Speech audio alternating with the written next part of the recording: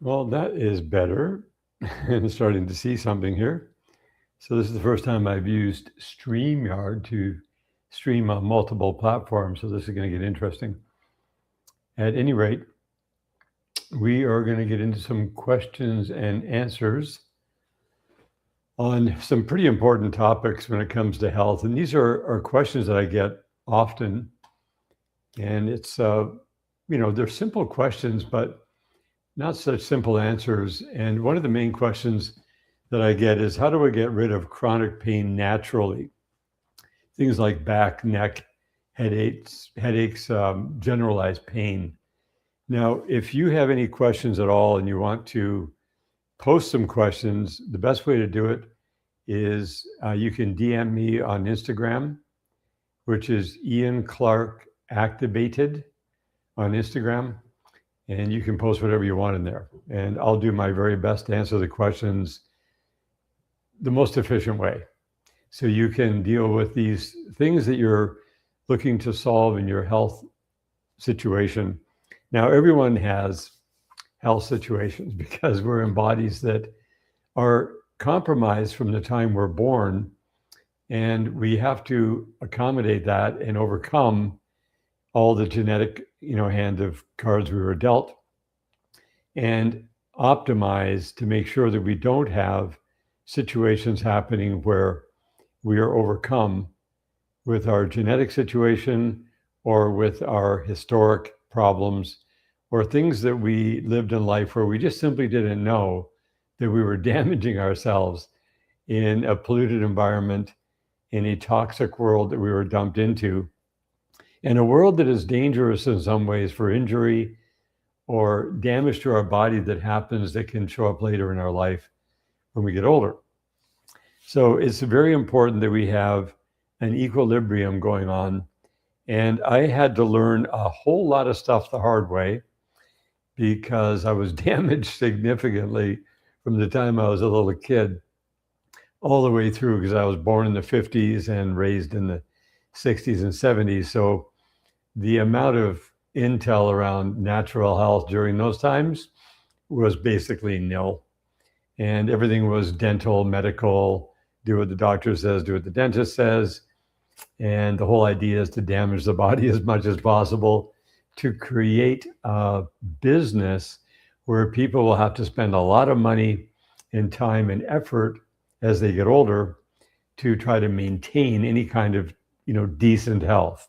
And that means no pain, no congestion, no disease, no injury, no, disability, nothing compromising the person as you get older. So it's kind of almost like a game in a way.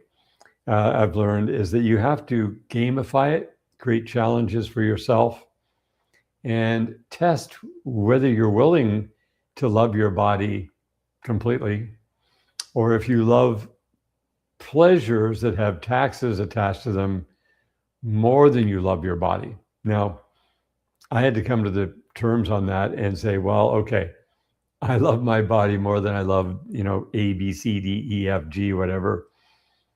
And am I willing to do the things it takes, even if it involves having a whole bunch of fun, spending a whole bunch of money, or doing a whole bunch of free stuff, or maybe suffering through certain things? How willing am I to do whatever it takes to get a healthy body, to have a body that I have today at 68 years old, that is like a luxury sports car, and it's super comfortable, very dynamic, high performance, where I don't have any pain and I'm able to get around mobility-wise. All my organs work great. Everything's at a high functioning level.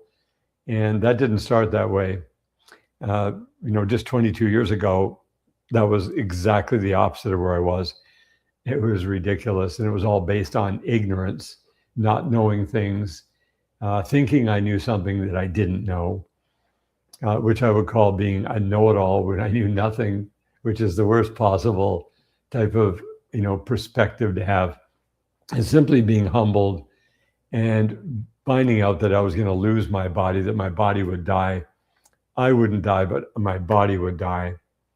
And then I would be moving on out of this dimension a lot sooner than I'd had any plan to do so. And I really had no plans of moving out at all. And my plans were to be here for a very long time.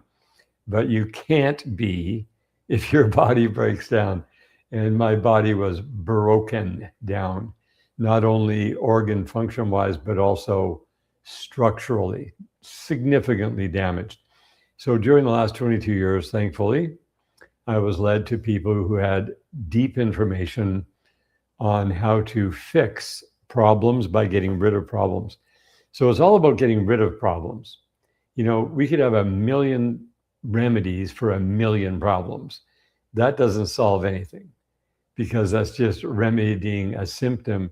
So the whole thing is to get rid of the problem itself. So therefore symptoms don't exist. So in the first question, how do I get rid of chronic pain naturally? Back, neck, headaches, generalized pain. Well, I guess you got to find out what's causing it. And there are many things you can do to remove problems completely. And they're mostly free. Some things you're going to do are going to have an investment of money, time, energy, effort. Some are just time, energy, and effort. But thankfully, there are things that we can all do that create solutions to the problems by getting rid of the problems. So, you know, people have pain in their back and their neck. That's often a biomechanical problem. And it also could be a toxic buildup. And there are simple ways of getting rid of it using percussion, frequency, vibration, because your body, a living body, has everything moving all the time. So the biggest movement in your physical being is airflow. You're breathing 11,000 liters of air a day. That provides a lot of fuel, oxygen, nitrogen, and all the energy that's in the air, because we don't really quite understand what air is. Air is a pretty fascinating fuel. We're able to transmit all kinds of signals and energy through the air, images and Wi-Fi and cell towers and TV broadcasts and whatever. And then the air we breathe, we have to stay alive. And that delivers oxygen, nitrogen through our lungs to our bloodstream instantly. And then our body pumps 7,200 liters of blood per day. So you breathe 11,000 liters of air a day, pump 7,200 liters of blood per day. And that supplies the fuel to the brain, first of all, and to every other cell in your body every 60 seconds, because every speck of blood touches every cell every 60 seconds. And that is required for your body to stay alive. So that is a system that is extremely important to have working at the highest efficiency level. Well, when you're breathing in all the pollution. Most pollution you can't smell or sense or see or taste. It's all nanoparticles, and a nanoparticle is 1,000 times smaller than a micron. A micron requires a microscope to see. A nanoparticle requires an electron microscope to see. And these nanoparticles are real hard material. They come from tire dust, brake dust, asphalt wearing out from all the vehicles running around, all the planes flying overhead with the fuel, all the burnt fuel, all the carbon release, whatever, all the dust that's just blowing around in general, and construction pollutions and industrial pollutants, whatever. There's thousands of different pollutants. So we're aware that we do breathe in and we start to accumulate these toxins. And if you're not paying attention to this, like I wasn't, because I never thought about it and nobody told me, then you have an accumulation of this garbage and you have to clear it. Now, if you knew from the beginning that every day you have to detox whatever you're breathing in, and your body does detox naturally, it'll go out through the waste pathways, but there are other areas where it doesn't go out, it starts to embed, and it embeds throughout your whole system. That's what clogs everybody up, causes blockages, congestion, disease, and death. And it's a matter of you clearing what's accumulated, built up, and then daily clearing what's accumulating so it doesn't actually accumulate if what comes in leaves the same day. So having everything clear. Now that is going to be the first step in reducing chronic pain, because pain has a title called inflammation, but a better title than that is congestion. And the congestion is blockage. If you go into Eastern medicine, classical Chinese medicine, traditional Chinese medicine, Ayurvedic medicine, they'll often say that you're blocked up, you have congestion. You've got something jamming your system that doesn't allow the energy to flow properly, and your blood doesn't flow correctly, the oxygen doesn't get to the cells right, the cell walls, the membranes get plugged up, you don't get proper osmotic transfers, and it just gets worse and worse as you get older. And you'll see everybody as they get older, when they don't get rid of the accumulation, they start to slow down. An athlete will, have a career that will end around 40. And sometimes they can go longer, but they can't perform like they did in their 20s and 30s because of this accumulation effect. And everybody thinks this is normal, and there's actually nothing normal about it. It's just, we think that's the way it's supposed to be because that's the way it is with everyone around us. And some people die in their 30s, 40s, 50s. Some people live till their 90s and beyond 100. But the older a person gets, the lower percentage of people get there.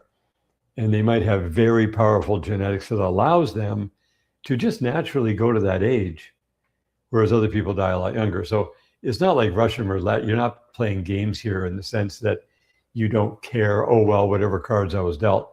Because the cards that I was dealt apparently was going to have me exited before I was 49. And I didn't like that too much. I was like, okay, that's messed up.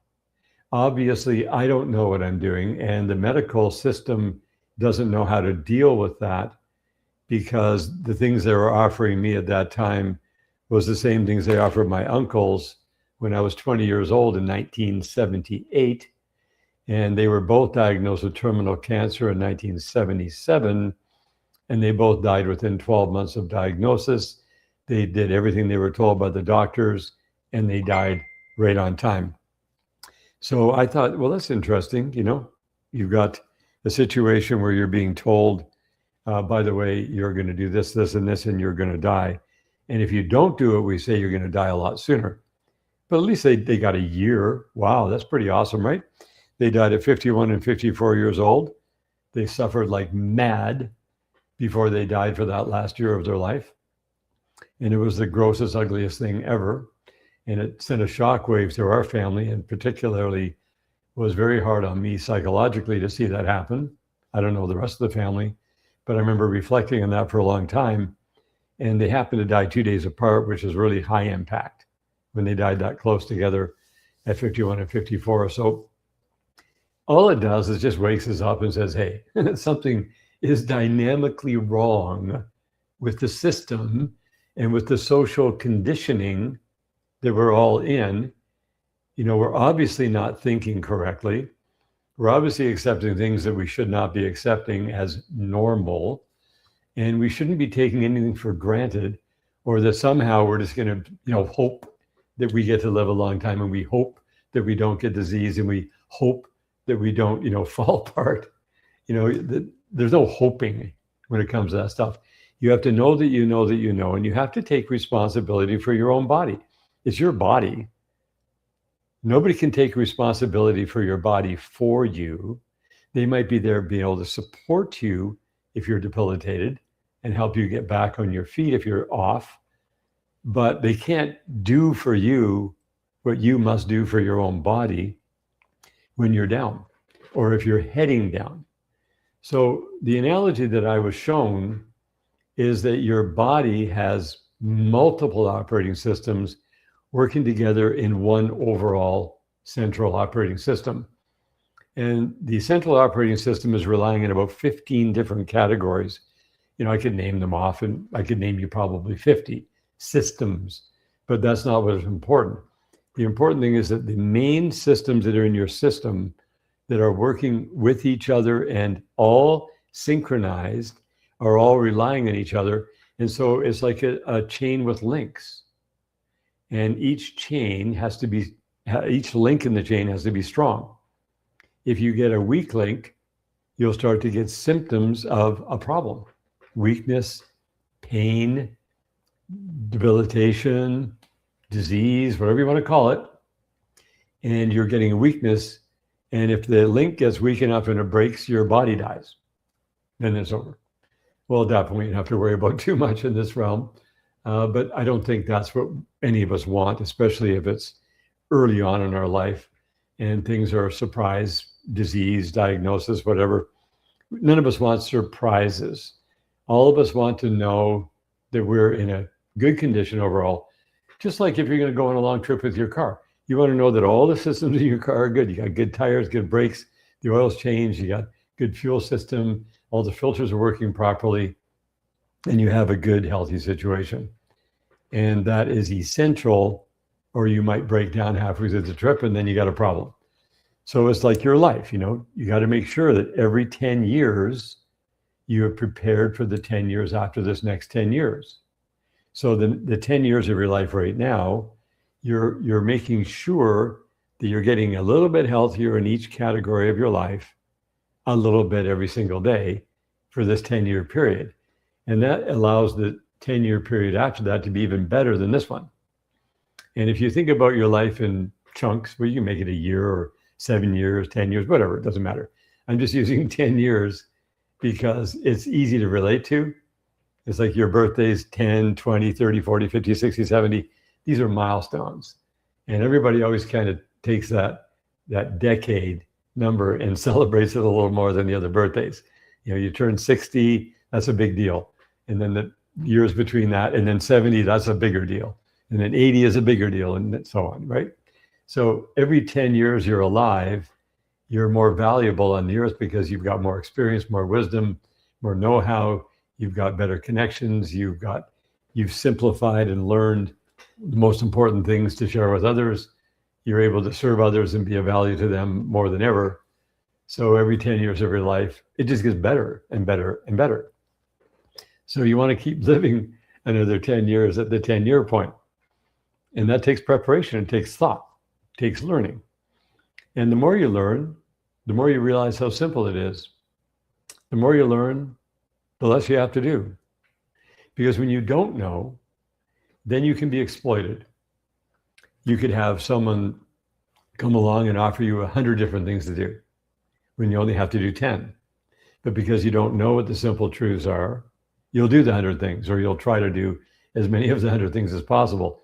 That costs the maximum amount of time, energy, effort, and money that you're investing in yourself. And then you could even become a complete health radical nut where you're just chasing your tail all day long just to be healthy.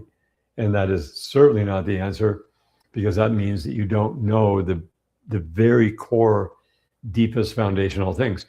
So over the last 22 years, I asked many times to be led to deeper levels of understanding, because I knew that I couldn't come up with it myself, and that everything that we learn is from outside of us, where we are inspired by others who have done lifetimes of research in single categories.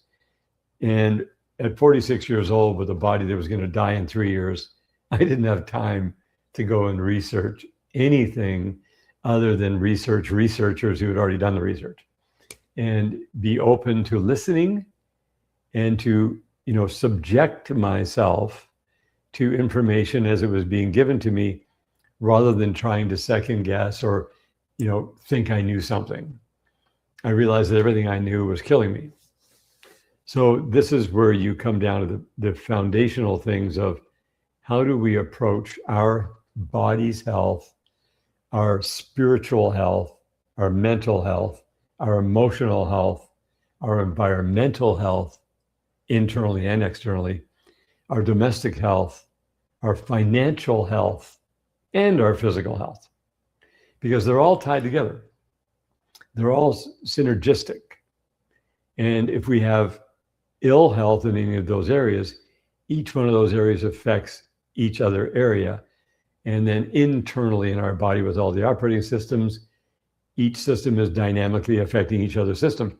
And the thing that shocked me a lot on this journey was that I met people who were, in their 70s and 80s who had done lifetimes of research, and they were giving me incredibly powerful information about that particular category of health. Maybe it was digestive or respiratory or circulatory or endocrine or whatever system. And they were pretty healthy people, I thought. I mean, they had great knowledge. They didn't appear to be ill. And then a few years later, I'd hear that they passed away. And I was confused because I thought, well, how could they be studying natural health at those deep levels and then they died? And that was weird. And then I started to just do some math. I go, well, there's obviously a reason they died. They didn't just die by random. Nobody killed them. And they didn't have an accident. They just had something come up with their health that suddenly took them out. Some of them were down in 4 months. Some of them took a year.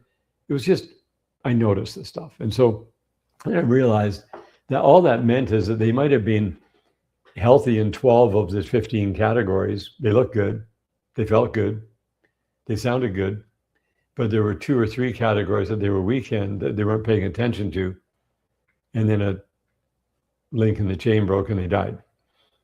So I started sharing information, very critical information that I was learning from each of these high-level people that I was receiving, because I didn't come up with anything. I wasn't attached to anything. But I noticed that these researchers were deeply attached to their discoveries, and that they were not so open to other people's discoveries. In other words, they thought, well, this kind of covers all the bases. These things that I know are more or less the overall panacea that covers everything. And when I started sharing, when I saw people dying, that was upsetting. So I started sharing all the things that I learned. Not that I was trying to teach them anything. I was just saying, hey, well, I was shown this by this individual over here. And I noticed that there was quite a blockage. Some of them were open to listening to some of it, but who is Ian Clark to tell them anything? They're the ones who told me all these wonderful things. And now I'm coming to them and saying, it was a little bit of an ego thing. And I don't think it was intentionally an ego thing. It's just that we're human beings and we have certain things about us. Maybe I wasn't approaching them right, or I didn't have the right attitude. I'm not sure. But nonetheless, it wasn't received very well. But I really wanted to just curate all of the combination of everything I was being shown, to put it together and then just share it with everybody, and you and anybody who's listening or willing and is seeking the truth about health. And what can you do to keep it as simple as possible, as effective as possible, and that each category is being dealt with, and it becomes simpler and simpler and less costly as time goes on. And then I found out that that's not that popular.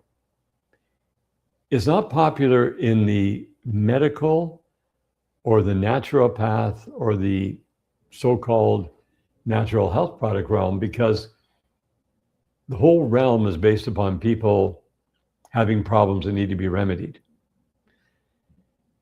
And when you have a problem that is sitting there that maybe, like, you genetically are unique to anybody else on the earth, there's no one like you. You are absolutely as unique as you are, and you'll never find anybody who has the same history, the same DNA connections that your 2 parents got together and you were produced from, and all these different factors about you that make you super unique. So you're going to express genetically different than anybody else. You might have the same problem as someone else, but you'll express it differently. And if you don't get rid of that problem, you're going to keep expressing different symptoms that people can sell you stuff to remedy, but you're only suppressing the symptoms rather than getting rid of the problem, so you don't have to have any more symptoms to deal with. And that's the master key for you in each category, is you knowing how to remove the problem.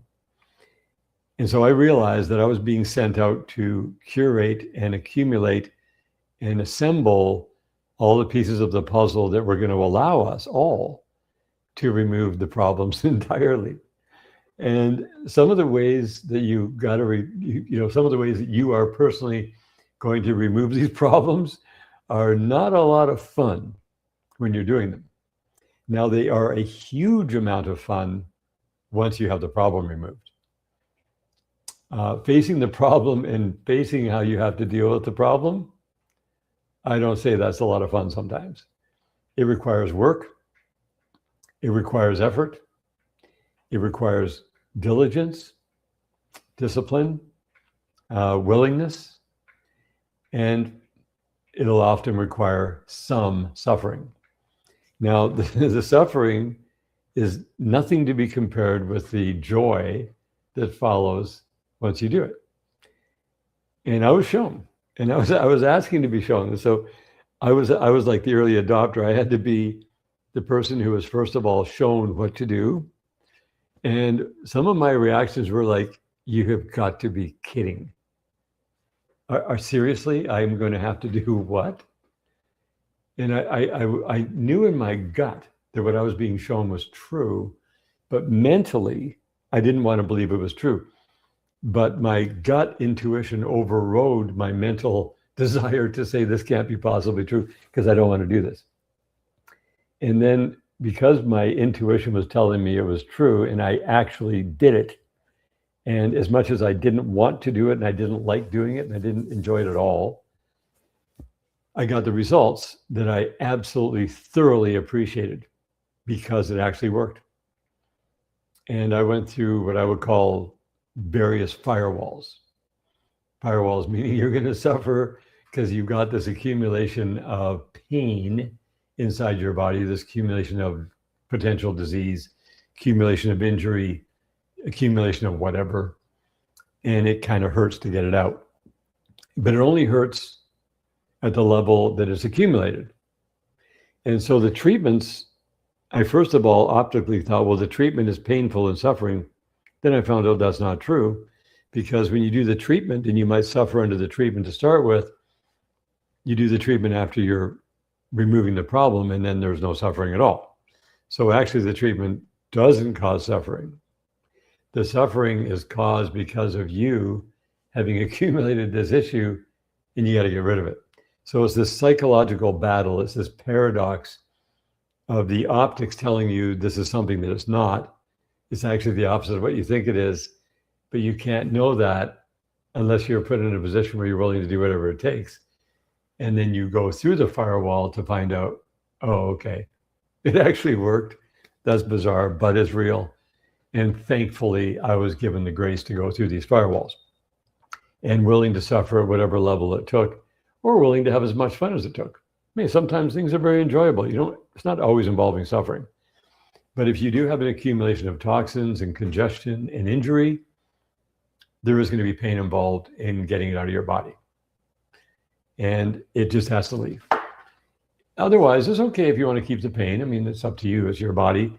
You can avoid the painful treatments, definitely. The pain will continue to increase. And the tricky thing about pain is that there are different stages of pain, just like there's different stages of cancer, right? Or different stages of heart disease, or different stages of Alzheimer's, or whatever. And there's different stages of health, right? So you've got from low end to high end. And so, like, just take cancer, for example. You have stage 0 cancer, you have no issue. Stage 1 and stage 2 cancer, you're not going to notice it. Stage 3, you might notice it. Most people don't find out they have cancer till they get a stage 4 diagnosis because they just weren't knowing what to look for. They had little pain, constrictions, things, maybe it was in their back, it was a little boil or a cyst or something, and they didn't know. And then it turns into stage 4 cancer when they get the diagnosis and they're in a dilemma. Well, pain is similar. Stage 0, stage 1, and stage 2, you don't feel. You just don't feel it, but it's there. And then it increases to stage 3, you're definitely going to feel stage 3 pain, for sure. And then you're going to address it because it's very uncomfortable. And stage 4 pain, forget it. Nobody can stay alive with stage 4 pain. It's just not possible. They'll either have to be on fentanyl or some kind of drug to kill that pain because they literally can't stay alive. And then they have to figure out how to get it down to stage 3, stage 2, stage 1, and stage 0. Problem is, people will go from stage 3 to stage 2 pain and think they dealt with it, but it's still sitting just under the surface. So the goal is to have stage 0 pain across the board throughout your entire body, which is what I learned how to do. And that means you continue to do the treatments beyond this sensible pain that you're feeling anymore being gone. Take it all the way. And there's ways of measuring that. There's ways of telling, are you down to stage 0 or not? It's pretty obvious. You can visibly see it. You can physically feel it. But you have to be willing to do certain treatments to yourself. And what I found was that these treatments are optically off. Therefore, they're going to be ridiculed and mocked out of the gate.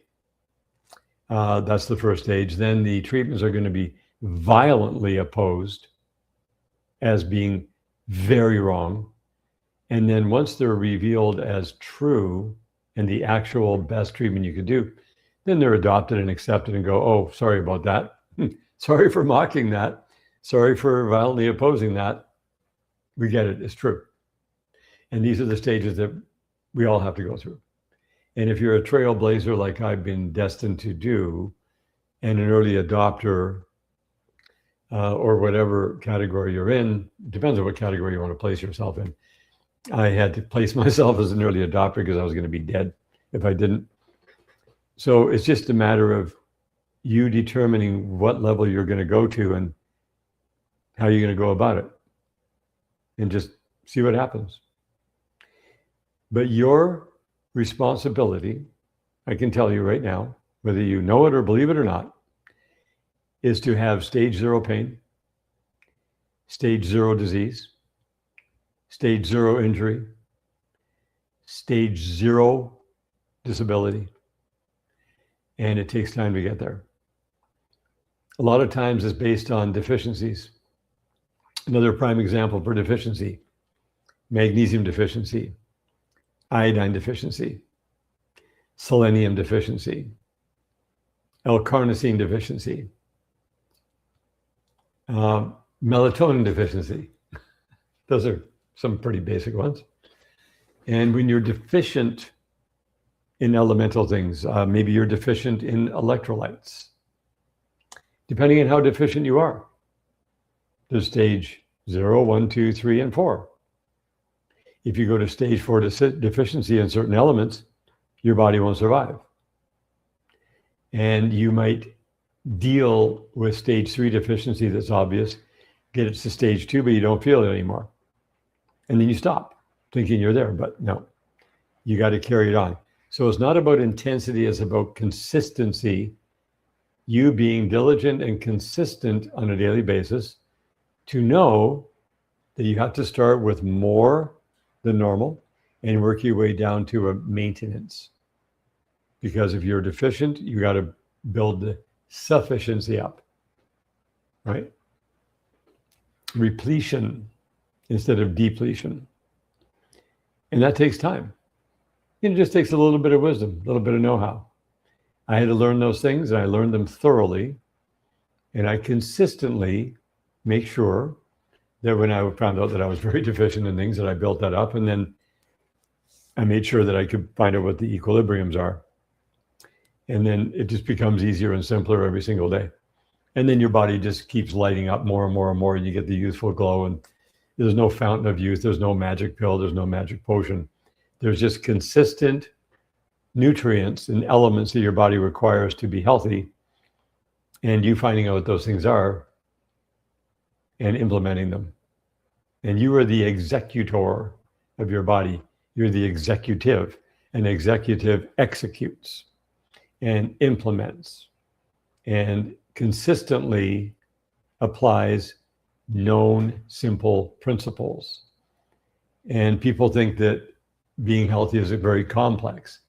When you go into the biohacker world, it's probably the most complicated place you could ever go. There's a million things you can do and millions of dollars you can spend. It's fun. It's intriguing. It's kind of cool. It's trendy, right? And it's a little bit overwhelming.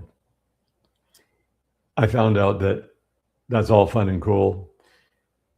For you and I, we simply have to go to the must-haves.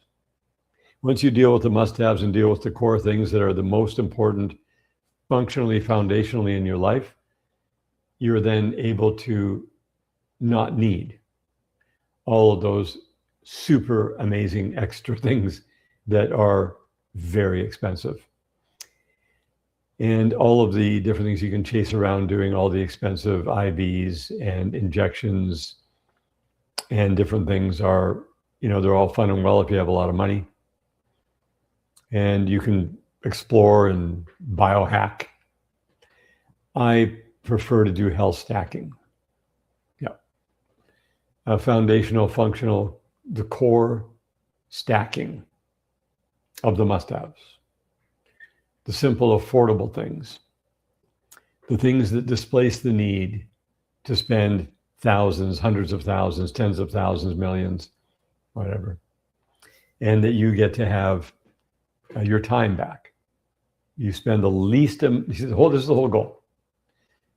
Activation is all about, and the reason I call it activation, because it activates people to take responsibility for themselves, for their own health. And that was an inspired name. I didn't actually come up with it. That was literally dropped into my mind. And I was like, okay, that's a good one. So activation is all about finding out how you can be perfectly healthy. And anything less than perfect health is partial health. So if you just want partial health, that's okay too. But perfect health is complete health, not partial. And that means you're covering all the bases. It's not like you're some perfectionist and, I'm perfectly healthy. No, you're on the road to perfect health once you're on that road. And if you're on the road to perfect health, you are perfectly healthy in that sense. And that means that you're getting rid of all the partial health that is compromising you right now. And the goal is, for me, for activation and for every client and every person who I interface with, is to spend the least amount of time, first of all, least amount of effort, least amount of energy, and the least amount of money to get the maximum return and have a healthy body. And to achieve perfect health, complete health, is really the proper term. And make sure you're covering all the areas where you're partially healthy. And do it affordably. And then you become an inspiration to everyone around you who sees you physically change, dynamically change, spiritually, mentally, emotionally, physically, energetically, right? Domestically, environmentally, well, like again, financially, all the areas I mentioned. I repeat that often because all those areas are important because they're all tied together. And then you are able to function, and you might go through some dips. You might have, health challenges, financial challenges, environmental, domestic, emotional, physical, spiritual, mental, whatever, it doesn't matter. Challenges will come to strengthen you. And you welcome the challenges, you embrace them, you consider them, it's a privilege to have a challenge come your way. It's not a oh bummer, right? No, it's going to strengthen you. It's going to improve you. You're going to learn tremendous amounts when you're having that challenge. It doesn't mean you're being a loser or you're failing. No, you're having a bit of a dip, and I've been through endless dips and valleys and mountaintops and dips and valleys and mountaintops as I've traveled on this journey, and it happens all the time. And when we are at the top of a mountain, we know the next thing is a valley. And we're like, okay, let's go through it and learn our next level. We're here to learn.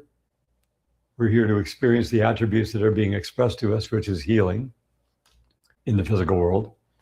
That's one of them, one of the many. And then we just come through it and become better. And not better so that we can be egotistic and all proud about ourselves.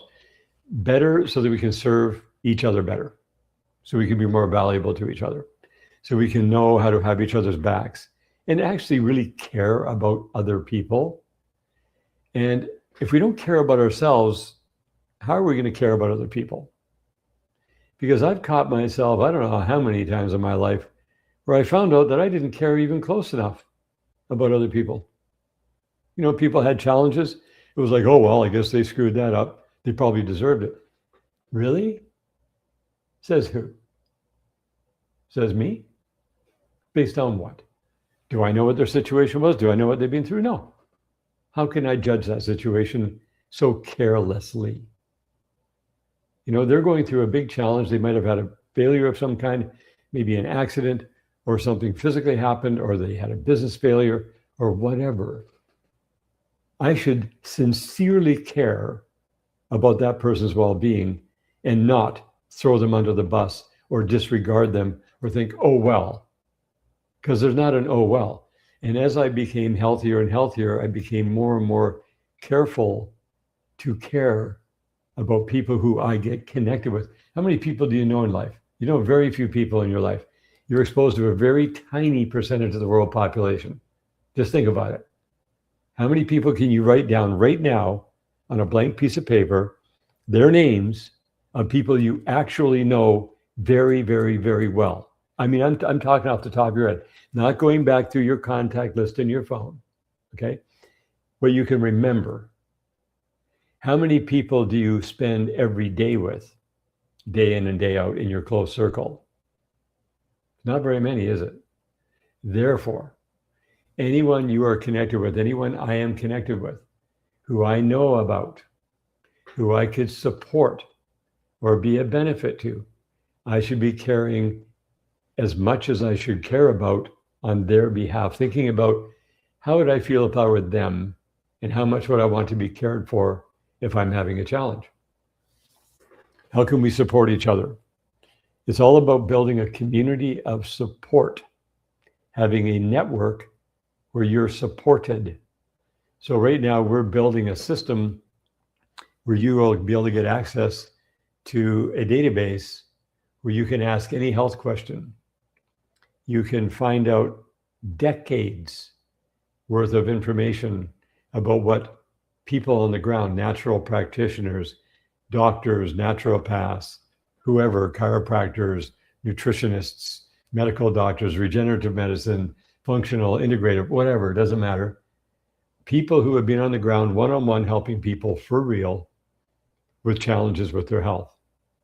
And in this day and age, all that information is becoming widely available. Now, most artificial intelligence systems are hallucinating and they're censored.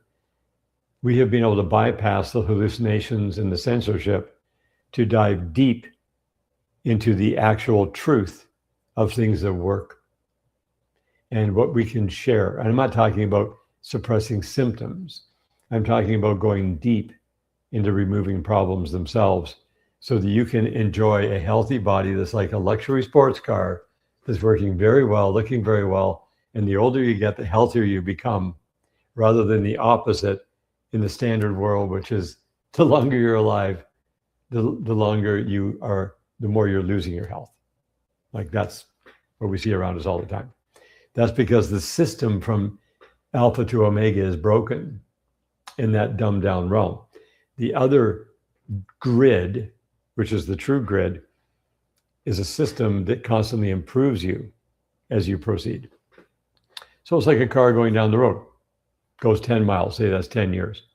You get a car on a flat road and just tip it 1 degree down, which is you can't even visibly see, or 1 degree up, which you cannot visibly see. You could put the car in neutral, it won't even roll 1 degree up or 1 degree down. It just sits there because of the friction.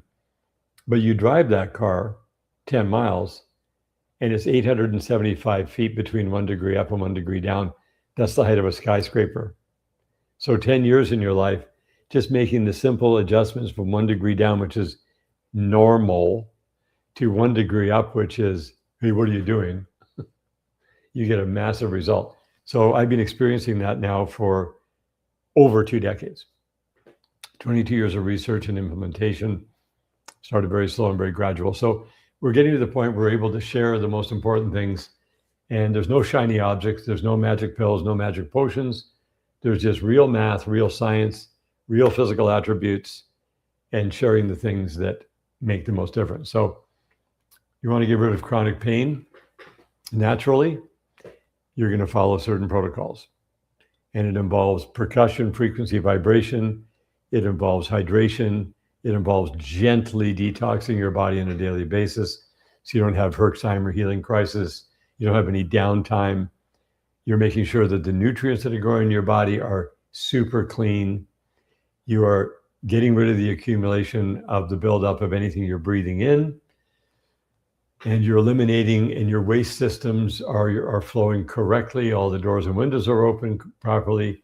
You're unplugging all the channels that are building up around you to make sure you don't accumulate, and you're in that flow state of getting things out of your body that would otherwise build up and cause you harm. And if you've been injured, you can stimulate your own body to produce your own stem cells, your own peptides, your own hormones, right? Hormones. Hormone therapy is a remedy for a symptom. Getting your endocrine system tapped back in removes that problem so you don't need hormone replacement therapy. Sounds too good to be true? Nope. Certain things sound too good to be true, and sometimes you find out they are true. It's just that normal society says, no, too good to be true. But you can definitely get everything there, and making sure that your insulin system is healthy. It's not about a diet or you're restricted, you have to do this and have to do that. All you got to do is measure things. You know, one of the most important tests you can do, which costs like $25 every couple of months, and after you've done it for a few months, you don't even have to do it again once you know how to do this, is do a fasting insulin test. $25.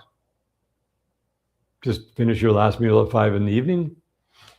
Don't eat until like 10 or 11 the next morning when you're going to go in and get a tiny bit of blood drawn, not 4 vials like they want to pull out of you. Just a little bit, that's all it takes. Send it in. A couple of days later, you get your fasting insulin number. Now, a doctor might tell you anything under 18 is good. Well, actually, the number has to be under 5. Your number has to be below 5. Even 5, I don't like it. So my fasting insulin runs average at 3.3 because I learned how to get it there. Guaranteed no insulin resistance. I was so totally insulin resistant, it was ridiculous. I was, verging on hypoglycemia, type 2 diabetes. It was insane. Now it's fixed because I measure it. And I know how to do that. So I don't have to go get measured anymore. I already know exactly how to get it to that number. Simple. Once you're there, you know that that system has no problem. If you're above 5, you got a problem. You can keep the problem if you want to. You can keep on eating food that's going to keep you above 5. You could be up at 15, 20, 25, 30 if you want. It's up to you. It's your body. Nobody's telling you what to do. But it is essential that you at least are measuring to manage. And it's essential for you how much you love yourself, how much you care about yourself. How careful are you? The more I found out that I was careful for me, the more I found out how much more I was careful for you. Not care less. People say, I could care less. Really?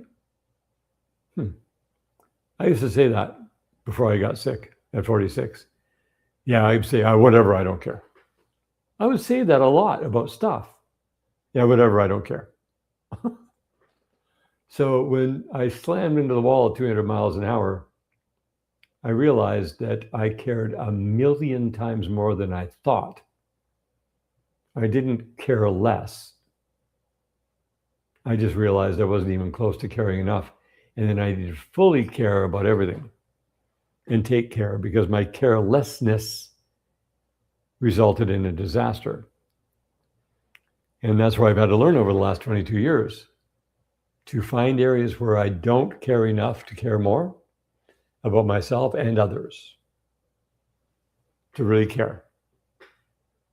And if people don't care for themselves, I can express all the care I want.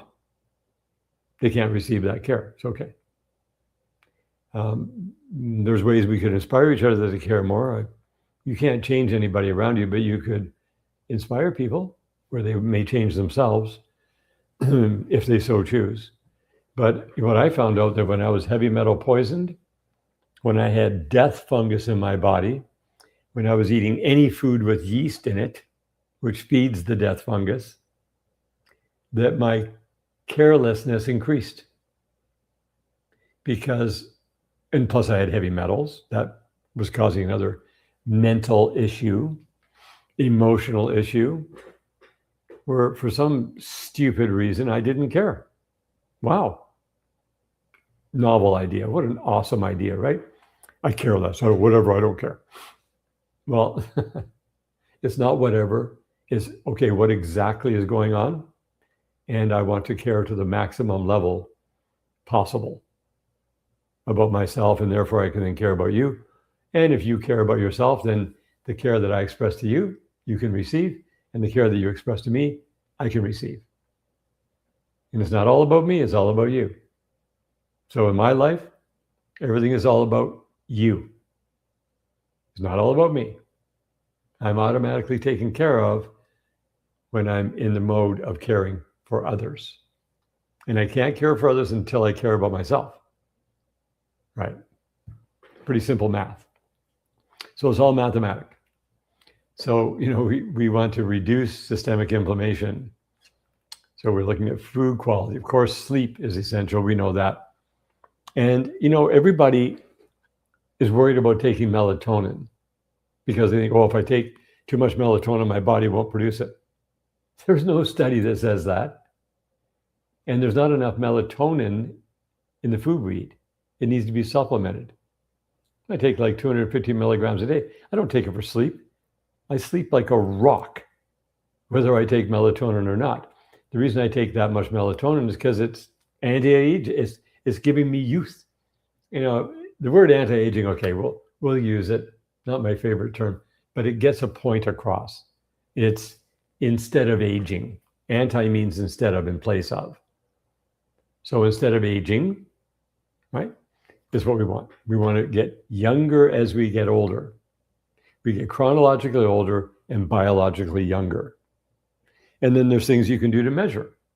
And, there's the whole thing with the advanced glycation end products. Nobody told us about it. Duh. Too bad.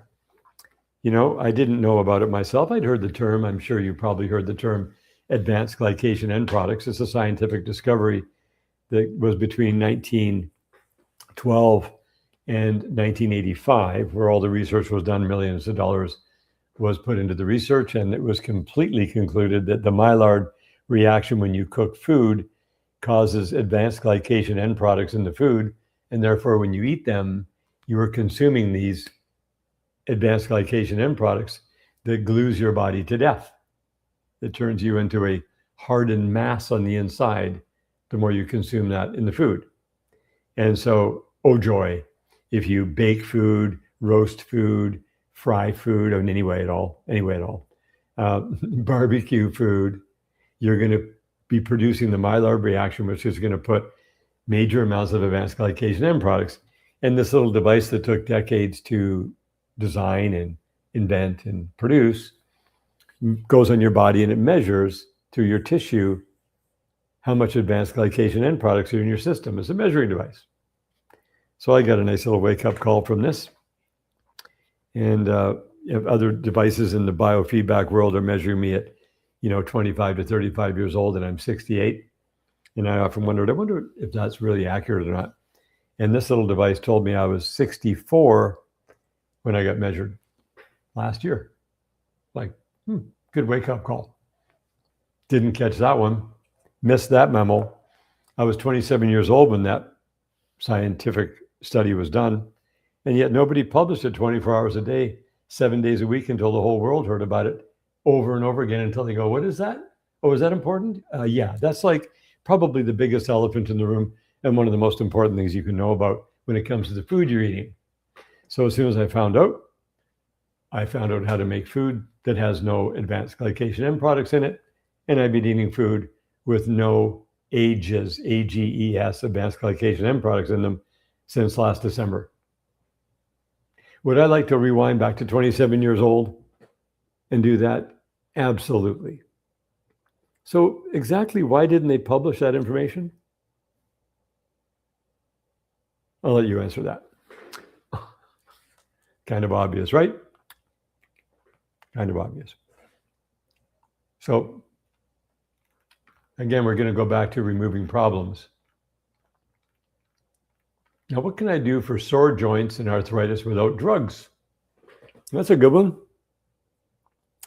How about we have the information on exactly how to make every joint work perfectly, remove all of the pain out of the joints, get rid of all the arthritis completely without drugs, just doing simple natural things. And you've heard of the activator. Well, that's the first place.